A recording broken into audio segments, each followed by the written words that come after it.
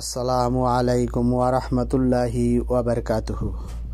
সাল্লাল্লাহু আলা নবিয়িল উম্মি ওয়া আলিহি ওয়া সাল্লাল্লাহু আলাইহি ওয়া সাল্লামা সালাতাও ওয়া সালামান আলাইকা ইয়া রাসূলুল্লাহ। সম্মানিত ইমানদার মুমিন মুসলমান ভাই ও বোনেরা, তদবির দুনিয়া চ্যানেলে আপনাদেরকে স্বাগত জানাচ্ছি। আমি মোহাম্মদ রজব আলী। আজ আপনাদেরকে জানাবো অন্তরচক্ষু খোলার একটি সহজ আমল সম্পর্কে, যে আমলের মাধ্যমে আপনার কাশফ খুলে যাবে, অন্তর আত্মা খুলে যাবে, অন্তরচক্ষু খুলে যাবে। গোপন বলতে কোনো কিছুই আর গোপন আপনার কাছে থাকবে না, এবং আপনি যাই দোয়া করবেন মহান আল্লাহ পাকের দরবারে তাই কবুল হয়ে যাবে। এমন একটি আমলের কথা আজ বলবো। যদিও এই নামের জিকিরের তালিমের ভিডিও আমি পূর্বেও দিয়েছিলাম, কিন্তু আজকের এই ভিডিওটি একটু ভিন্ন। এটি আমার মহান মুর্শিদ কেবলা, যিনি জামানার মুজাদ্দেদ ছিলেন, শের গাজী আকবর আলী সুন্নির আল কাদরি মাদ্দাহুল্লাহ আলী, আমার মহান মুর্শিদ কেবলা ভক্ত আশেকানদেরকে উনি যে শিক্ষা দিয়ে গেছেন এবং যে নির্দেশনা দিয়েছেন, যে আদেশ করে গিয়েছেন, তারই ধারাবাহিকতায় আজকে আমি আপনাদেরকে এই আমলটি সম্পর্কে বলবো, যেটি করার জন্য আমার মহান মুর্শিদ কেবলা প্রত্যেক মুরিদানদের নির্দেশ দিয়ে গিয়েছেন। হয়তো যারা আমাদের তরিকতে ভাইরা আছেন হয়তো অনেকেই জানেন না এই বিষয়ে।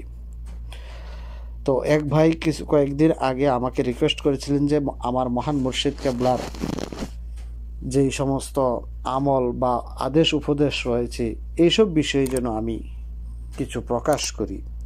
তারই অংশ হিসেবে আজকে আমি আপনাদেরকে এই ছোট্ট এই আমলটির কথা বলবো, যে আমলের মাধ্যমে আমরা অন্তরচক্ষু খুলতে পারবো।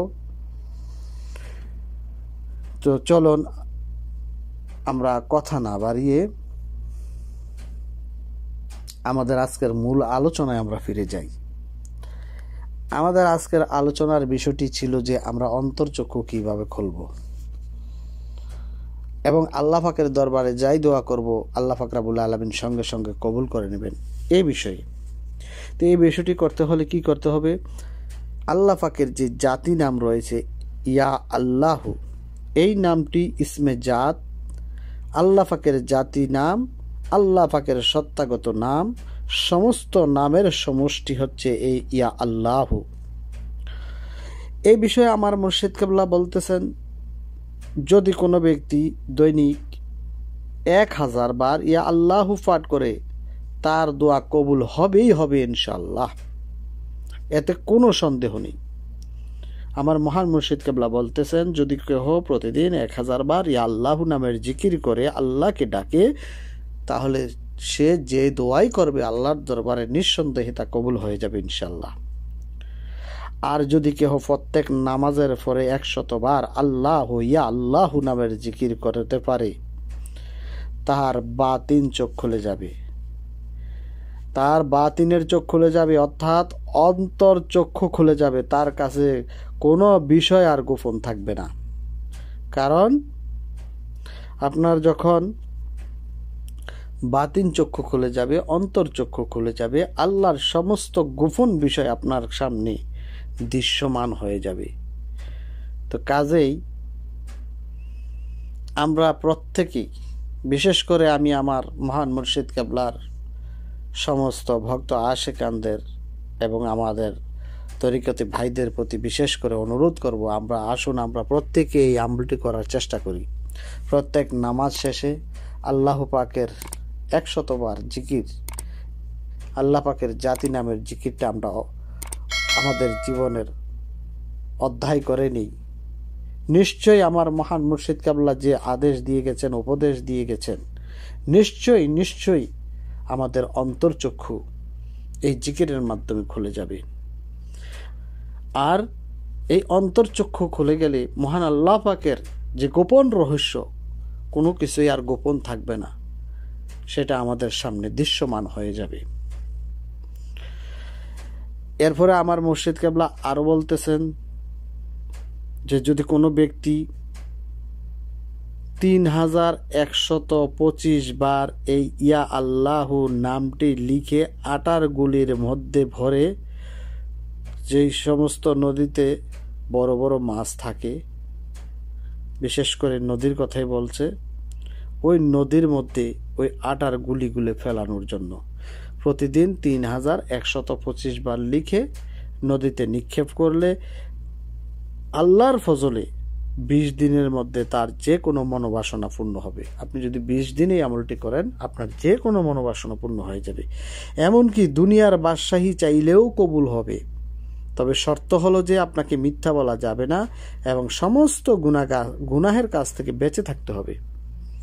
আর এই আমলটি করার সময় আপনি প্রত্যেক 400 বার পর আল্লাহ পাকের জিকির 400 বার পড়ার পর আপনাকে একবার করে দুরূদ শরীফ পাঠ করে নিতে হবে।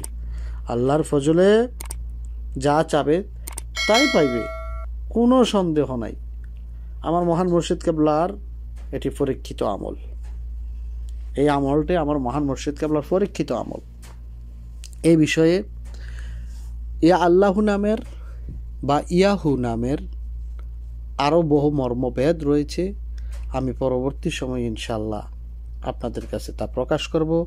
আমার মহান মুর্শিদ কেবলা, যিনি জামানার মুজাদ্দেদ, শের গাজী আকবর আলী রেজভী, যিনি বাতিলদের সাথে কখনো আপোষ করেননি, ওনার জিন্দিগিতে বহুবার বাতিলের আক্রমণের শিকার হয়েছেন। একবার ওনাকে ব্রাহ্মণবাড়িয়ার তিতাস নদীতে বাতিলেরা মেরে ফেলে দিয়েছেন। তারা মনে করেছিলেন যে আমার মহান মুর্শিদ কেবলা মারা গেছেন, এটা ভেবে তারা নদীর মধ্যে ফেলে দিয়েছিলেন। আমার মহান মুর্শিদ কেবলা বলতেছেন, আমি দেখি আমাকে কে যেন মায়ের মতন কোলে নিয়ে বসে আছে। সুবহানাল্লাহ। এই যে আমার মহান মুর্শিদ কেবলার অসংখ্য অগণিত কেরামত প্রকাশ পেয়েছে, যেগুলা সময় পেলে আপনাদেরকে আমি তুলে ধরার চেষ্টা করব ইনশাল্লাহ। তবে আজকের এই আমলটি অত্যন্ত সহজ। এর চাইতে আর কোনো সহজ আমল নেই। এটি করলে অন্তত পক্ষে আমরা 5 ওয়াক্ত নামাজ শেষে 100 বার আল্লাহর জিকির করব। এতে করে আমাদের ফায়দা হবে, অন্তর্চক্ষু খুলে যাবে। আরেকটি বিষয় না বললেই নয়, যেটি আমার মহান মুর্শিদ কেবলা প্রত্যেককে নির্দেশ দিয়েছেন, বাবারা আপনারা ইয়াহু অথবা হু আল্লাহ জিকির সর্ব অবস্থায় করবেন। ফাক নাফাকের কোনো প্রশ্ন নাই। সর্ব অবস্থায় মনে মনে দিলে দিলে এই নামটির জিকির করতে থাকবেন সদা সর্বদায়।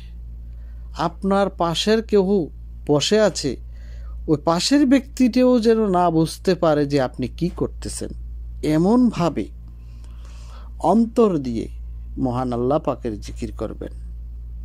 তো এই বিষয়ে আমি আপনাদেরকে পরবর্তীতে বর্ণনা করব। আমার মহান মুর্শিদ কেবলার এই নির্দেশনা, এই আদেশ উপদেশগুলা কেন বলেছিলেন, এতে কি ফায়দা হবে, এ বিষয়ে পরবর্তী ভিডিওতে আমি ইনশাল্লাহ বলবো। তবে আজকের বিষয়টি হলো যে আমরা যে কেউ এই সহজ আমলটি করতে পারি। প্রতি ওয়াক্ত নামাজ শেষে 100 বার ইয়া আল্লাহু নামের জিকির করতে পারি। এর দ্বারা আমাদের যে কলবটার মধ্যে ময়লা জমে গিয়েছে, ঝং ধরে গিয়েছে, এই আল্লাহু নামের জিকির দ্বারা আমরা এই কলবটাকে পরিষ্কার করে দিতে পারি। আর এই কলবটা পরিষ্কার করে দিলেই আমাদের অন্তরের চক্ষুটা খুলে যাবে। ঠিক আছে, গোপন বলতে আর কোনো জিনিস থাকবে না। তো সম্মানিত ইমানদার মুমিন মুসলমান ভাই বোনেরা, এই ছিল আজকের মতন। পরবর্তী সময়ে অন্য কোনো বিষয় নিয়ে আসবো। সে পর্যন্ত ভালো থাকুন, সুস্থ থাকুন। আসসালামু আলাইকুম ওয়া রাহমাতুল্লাহি ওয়া বারাকাতুহু।